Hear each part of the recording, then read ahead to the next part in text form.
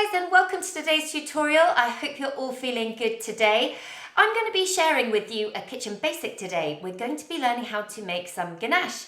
And ganache is just one of the most delicious things in the kitchen, I think. And it's so easy to make. You literally just need two ingredients, some chocolate and some cream. But I'm just going to tell you a little bit about some of the equipment I've got here. Although there isn't a lot, there's a few little points to make about it just to make sure that you are successful.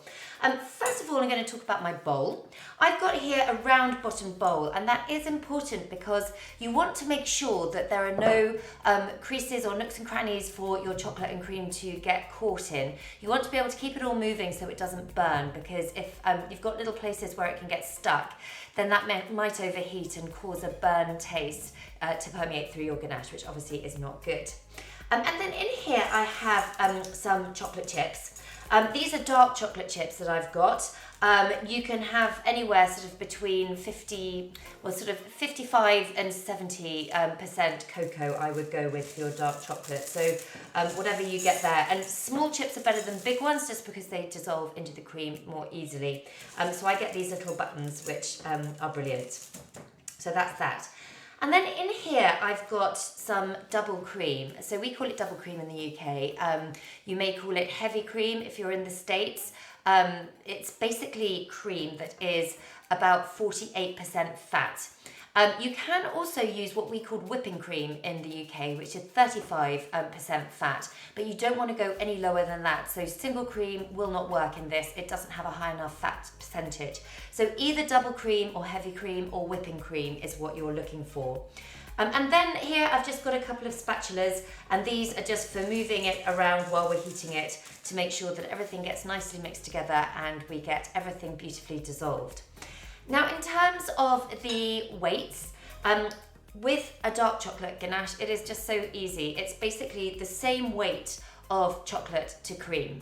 So I'm going today with 600 grams of chocolate and 600 mils of double cream. So what you just do is you put it all in and make sure you give that a good scrape out so we don't leave any of that behind.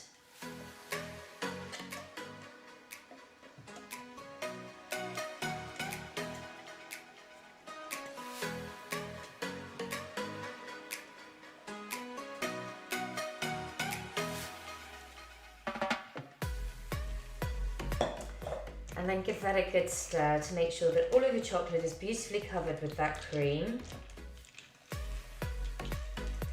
And now we want to heat it. So there's two ways of doing this. Either you can do it the good old-fashioned way, which is you do a bain-marie, which basically means you put this bowl onto a pan of simmering water, and it's important not to have it on a rolling boil, that would be too hot. So just simmering water, so you've got all that steam coming up, and it will gently heat the bottom of your bowl and gently melt all of your chocolate. The thing with that to make sure is that your bowl is not touching the water.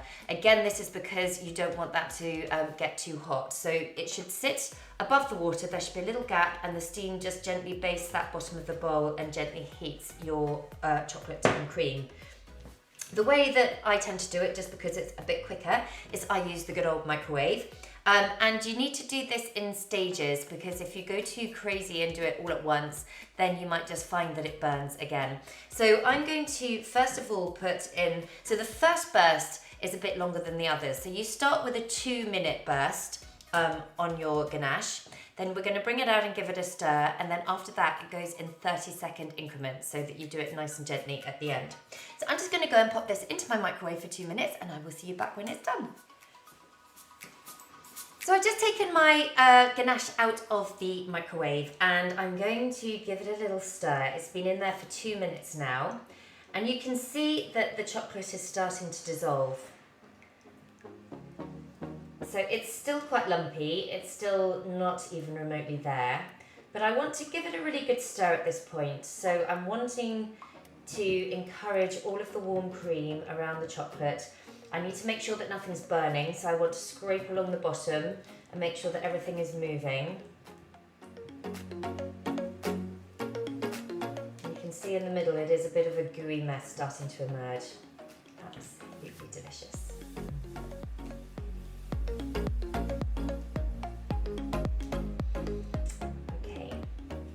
So now it's going to go back into the microwave, and we're going to start doing it in our 30-second bursts now. I will see you back here in 30 seconds. So another 30 seconds down, and this is coming along really nicely. So we can see now that the chocolate is really dissolving into the cream. So give it a really good stir. And again, I'm scraping the bottom and I'm scraping the sides because I want to make sure that none of it is catching and nothing is burning. That's the most important thing. It's a gentle process, this. Some things can't be rushed, and I think this is one of them. There, look at that. So you can see it's like a lovely chocolate soup. So I'm going to just keep stirring this for a bit because this just helps it to gently melt. I can see really in the middle it's melting really, really well.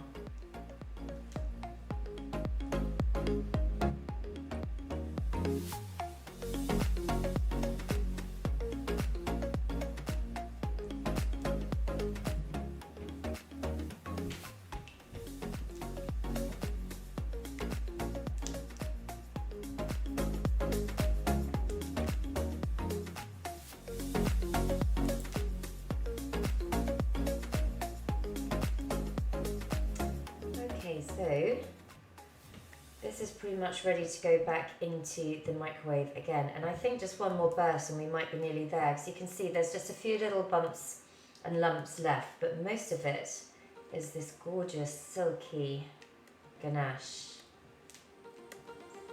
Beautiful. Okay, so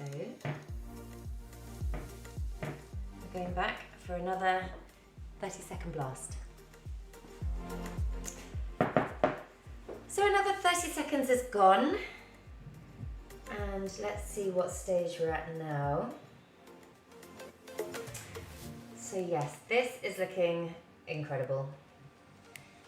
So basically all of the lumps have gone, and what I'm left with is this beautifully glossy, silky ganache. And it's really, really important to make sure that all of the lumps are properly melted. If you have any little bits left in it, what you risk is that the ganache becomes grainy and lumpy. And so then, just from a taste perspective, it's not very nice. But also, if you're using it to cover a cake, you're going to have sort of a rather lumpy, bumpy finish, which is not the point of ganache at all. The whole point of ganache is it gives this beautiful, soft, beautiful, clean line. It's you know, this gorgeous, gorgeous ingredient. So I am super happy with that. That is all done. And so before I can use that, obviously this is too liquidy now to use on a cake. So it depends now on the temperature of where you're working about what you do with it. So if you're somewhere where it's pretty warm, then you want to put this in the fridge. But keep an eye on it, because if it sets too hard, you've then got to go through the melting process again, because you can't, you know, if it sets solid, then you're not going to be able to use it. What you're looking for really is the sort of texture of like a Nutella sort of spread, something that is really easy to spread, really soft, but isn't quite as liquidy as this. If you're somewhere cold, like the UK, you may just be able to leave it out at room temperature if you've got a cold room, and it will just gently come to that sort of temperature. Because it's sort of summertime here in the UK, I'm going to pop this in the fridge for probably about 45 minutes to an hour, just to get the first chill going on, and then I may bring it out to room temperature to just leave it to solidify a little bit at room temperature. In terms of uses for your ganache, there's so many different things you can do with it. So one thing that we can do is use it as a filling for a cake. It's quite rich, so you know, I wouldn't necessarily use it on a kid's cake, but maybe for a very grown-up adult cake, if you're using it as a dessert for a dinner party or something like that, then that would be a really lovely thing to use it for. It's also brilliant as a covering on a cake, so using it to either prepare a cake for fondant gives you a really beautiful finish, or you can use it as the covering itself, so it lends itself to sort of doing some nice sort of indentation work, you can make some nice grooves, or you know, just some nice work with your palette knife as you're covering it. So that's another thing. If you just want to eat it as it is, this is basically what truffle is made from, so the little round truffles that you get. So you could just take this, make little balls and roll it in some cocoa powder, or roll it in some chopped nuts. You could add, if you're doing it for grown-ups, you could add some liqueur to it. So perhaps make some brandy truffles, which would be delicious. If it's for the kids, you could add some orange, or you could add some, not necessarily for kids, but some coffee, unless it's a decaf. You know, there's all sorts of things that you can do to flavour it and make it really super yummy. But for me, it's pretty good just as it is. So lovely to see you today. I hope you found that useful, and I look forward to seeing you at the next one.